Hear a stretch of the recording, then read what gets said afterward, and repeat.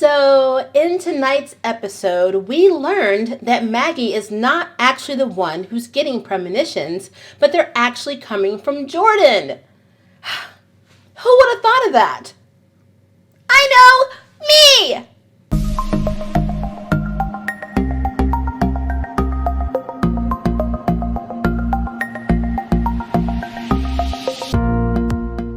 Hi guys, my name is Maria Park, and this is Approach the Nerd. And in this episode, we are talking about episode 6 of Charmed Season 2, When Sparks Fly.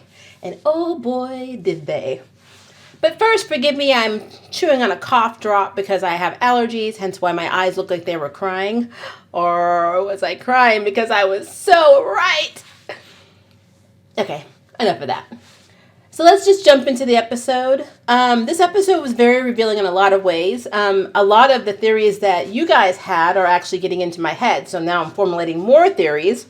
And please keep them coming because the top 10 video is going to be posted by Sunday. So please, please, please, I need all the theories that you have on what's going on with Harry and what's going on with Jordan especially, and what you think is going to happen with Kat or Katrina. Because I think there's going to be a big role for her to play in this as well. And I also am formulating a third theory. So I have 2 theories about Jordan already, and I have a third one. So we will talk about that in a minute. So in this episode, we know that Macy is with Dark Harry. Dark Harry was, how do I say it? So Macy calls him charming. I call him very creepy. But that's just me. He was like literally all over her, and it was making me very uncomfortable, and I like Harry, especially Macy. But yeah, she pretty much figured it out early on that Harry was actually not her Harry. So she played a really good like poker face, which is ironic considering what happens later with the poker game, during their first interaction. But once she realizes that they weren't in a real reality, it wasn't real, where he was keeping her, so their house wasn't actually their house. It was like a pocket dimension type scenario, whatever. It wasn't where she thought they were, basically, like an illusion. When she realized that, that's when she started to kind of freak out. And yeah, it was interesting. I did have a question though, the red dress. She made a comment while they were dancing. She asked if she could go change into this red dress that Harry likes. And of course he's like, oh yeah, which we all know Harry probably has never even seen this red dress, the real Harry, or the good Harry, which, by the way, I did say that when they were split, they would share feelings.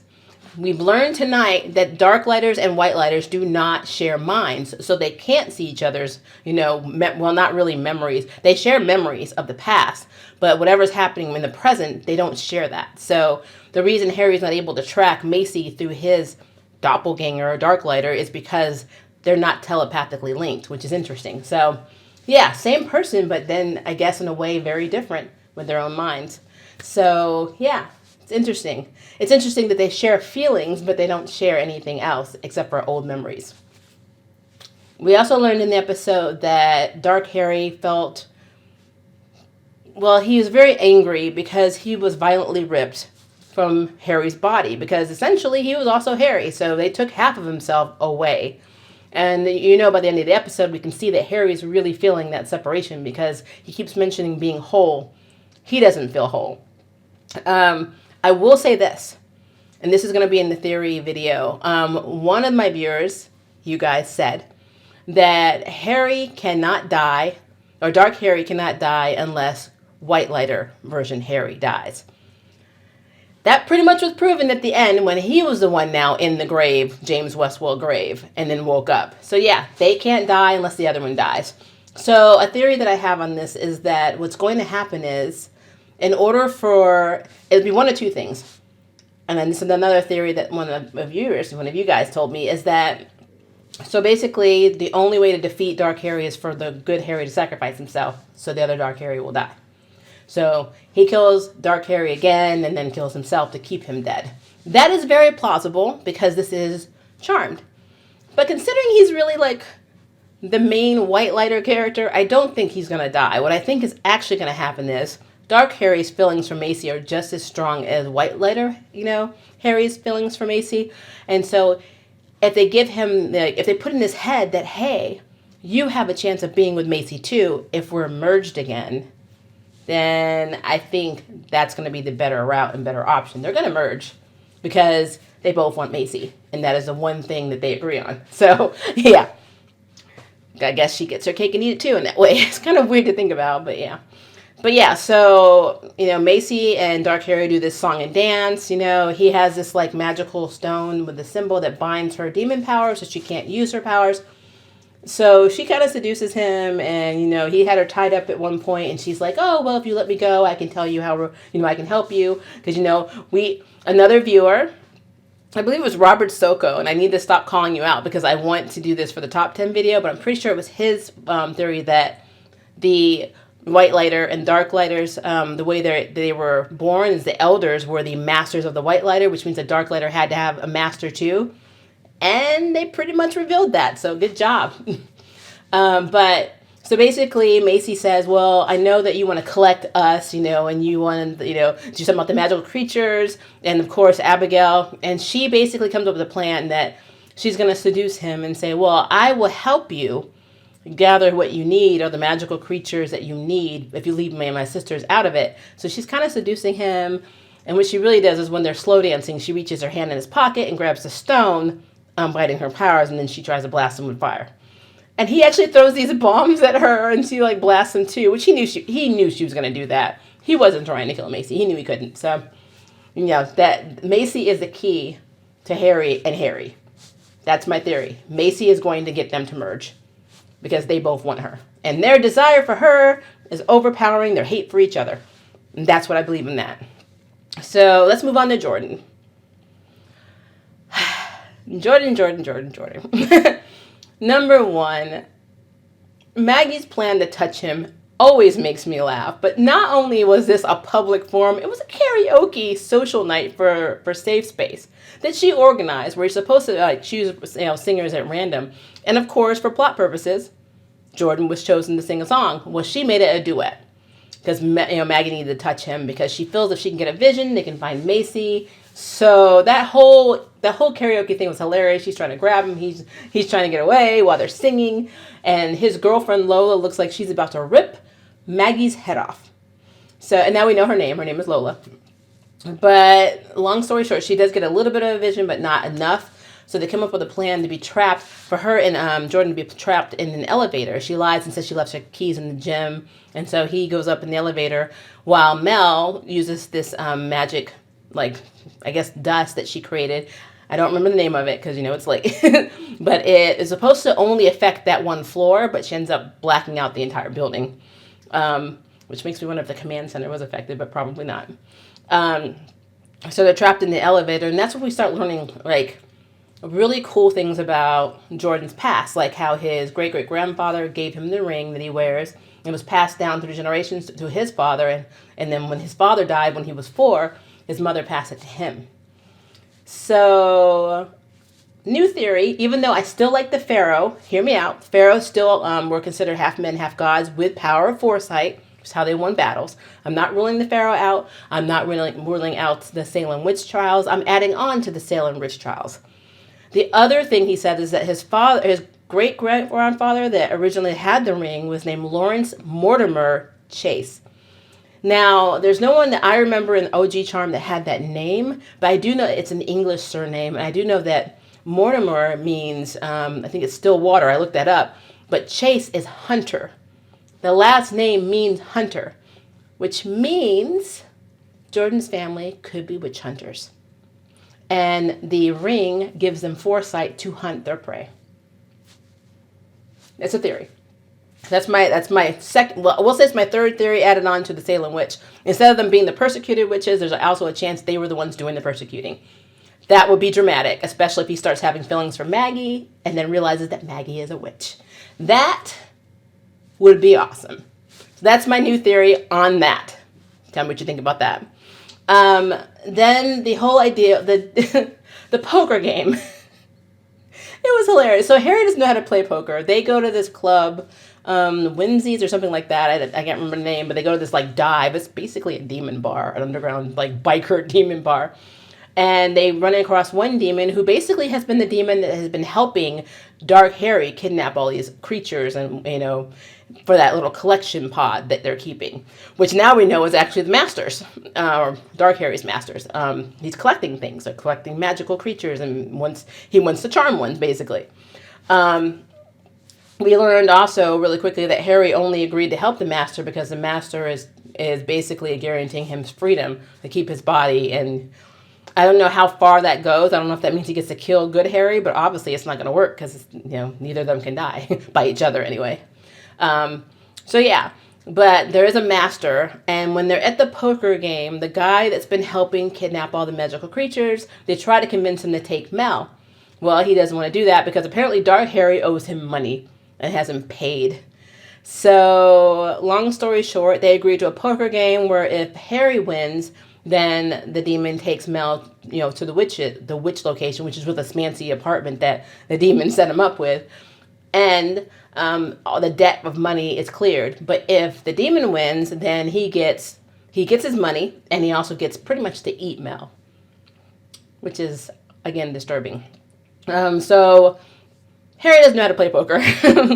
Mel does, but as she's sitting down to help him, they lock her in the bathroom. But she had her little pouch of potions, so she takes one and makes herself invisible, and then the door kind of creaks open, which I don't know why none of them noticed this, but they didn't. I mean, I could hear it a mile away, but they didn't notice it. So she stands there and she basically tells Harry how to play, when the demon's bluffing, because her father was a gambler. So we notice he's a gambling problem, and that he taught her how to play poker. And they brought the father up again. And I'm really hoping that the father is not the Master. He could be. We don't know a lot about him, and they keep bringing him up. His death, all of that stuff. His death could have been fabricated by Harry, because Harry could be working for him. The father, their father, Mel's father, could be the Master, pulling the strings. But that's a whole other theory. But because he taught Mel how to play, how to gamble, she was able to help Harry win. But remember, in episode 2, we learned, is it 2 or 3? I believe it was 2, when they were saving the young witch in the club, is that the potion doesn't last very long. I think it was like 60 seconds or 2 minutes or something like that. So it fades. So, of course, they're like, oh, you're using a witch to cheat, blah, blah, blah. And that's when the demon realizes that's not the real Harry. Harry, at this point, can kind of orb, but very short distances. But he was able to orb him and Mel to New York, but it took a lot out of him. But he was able, after they pretty much, I think Mel had this vial that she said it was hellfire, and she was going to drop it on the floor. And so they were able to orb out, after getting the information of where Macy was being held by Harry. So the whole fight between Macy and Harry just happened where she was trying to get him with the fireball. Well, then Harry and Mel kind of orb in, and she grabs Harry, and she's getting ready to rough him up because she thinks that's really, the bad Harry. And then he says Hut 8, which means that the other Harry did not know the safe word or the code word they came up with, which means in the beginning of the episode, she was unconscious when and she wakes up. So he probably just knocked her out. I mean, he lied to her and said, oh, I got my orbing back, blah, blah, blah, when he was getting ready to teleport, tell the others to go. But no, he didn't know the code word. But anyway, and she didn't remember anything either. So that means that when she said code word, he probably knocked her out. Macy, Harry, Mel are reunited. He orbs them out. And then he goes back because right before he left, doppelganger, dark lighter Harry has like the full hooded mask, garb on, and he tries to attack him. Well, Harry goes back, fights him, kicks his patootie, and then stabs him and kills him. And then, of course, he goes to his grave. And like I said earlier, that's when we learn that Dark Harry can't die either. So just like how he stabbed Good Harry or White Lighter Harry in episode 1, and he woke up in his grave, well, the same thing happened to Dark Harry, only they don't know it yet. So that is interesting. I also thought it was funny that when Macy was making this deal with Dark Harry, well, don't take my sisters. How about I give you Abigail Kane? That was hilarious to me that she was throwing Abigail under the bus like that. But, Abigail's half demon too, so she probably would have done it too. But yeah, it's the entire episode was really cool. I mean, there's just so much. There's so much that happens in every single episode. And very quickly, like some things that are a very big mystery or you don't understand what's going to happen or you have a theory of what's going to happen is usually answered in the next episode. Like when I came up with the theory about, Maggie not really having premonition power and getting it from Jordan, I had no idea that would be this week's episode. So that's crazy to me. But just to stretch that out a little bit. So it is the ring, and they're making it seem like it's just the ring that has the powers. I'm still not completely convinced, but if that's true, then I think that my witch hunter theory is actually more accurate. Only because, of course, if they have an enchanted ring to aid them as a weapon against the witches who have powers. That's how they track them, by being able to have visions, like touching something of theirs and seeing where they are or who they are. That would make sense. So yeah, so we have a reincarnated pharaoh or pharaoh, a persecuted Salem witch or warlock, or a witch hunter. Considering the ring has been passed down through all the guys on the guy's side, I mean, that's a really strong possibility. But yeah, those are my theories. That is my review. I want to know what you guys think. What do you think is going to happen next week? We know that they name dropped Parker. I don't know if Parker's going to physically be in the episode, but it's something to do with him. So they've already said that Parker is up to something. And that I think in the preview, Maggie and Abigail have to deal with whatever that is. So yeah, Parker may be back next week. What do you think's going on with him? What do you think's going on with Katrina? I think Katrina more than likely will be in the next episode. I mean, she wasn't in this one. She's still seeing worms off and on, so we need to deal with this. We need to figure out what exactly is happening with Katrina, besides her being a medium and being able to talk to their mom. What do you think is going to happen now with Dark Harry? I mean, I just told you what my theory is. I really want to know what yours is. And please make sure to get your theories in. You still have time, because I'm going to take the top 10 ones that I see. Not meaning the other ones aren't going to be good, but the top ones that I think that may be accurate or close to accurate. Hey, maybe I even disagree, but they're fun. And I will add them to my top 10 video. So be on the lookout. I should have that up by Sunday, unless it rains, because I can't control the weather here. And as you can see, my allergies are paying the price for the weather. But I really want to know what you think. So please drop that comment below, and please like this video. You guys have been doing a really good job of that. So let's keep our conversation going. And one more thing. I really want to know what other series you like. Someone had mentioned Nancy Drew, and I was thinking about starting to do reviews on that. What do you think of that series? I know I'm going to do Roswell. I've been reading Roswell books since high school. I'm not going to tell you my age, but since they were released, the original book series was released. So very long time. So this new Roswell reboot, I will definitely be reviewing season 2, because I really like season 1. So I will be doing Roswell updates in January when that series starts. But let me know what you think, and let me know what other shows you love. Doesn't have to be a CW show. Could be a movie. Just let me know, and I would love to check it out and do a review for you. And if you would like to sign up for jury duty, hit the subscribe button. And if you'd like to know who's next on the Nerd Ballot, hit the notification bell. Until next time, I can't wait for you to approach the nerd. Bye, guys. And if you have time, make sure to check out some of our other videos.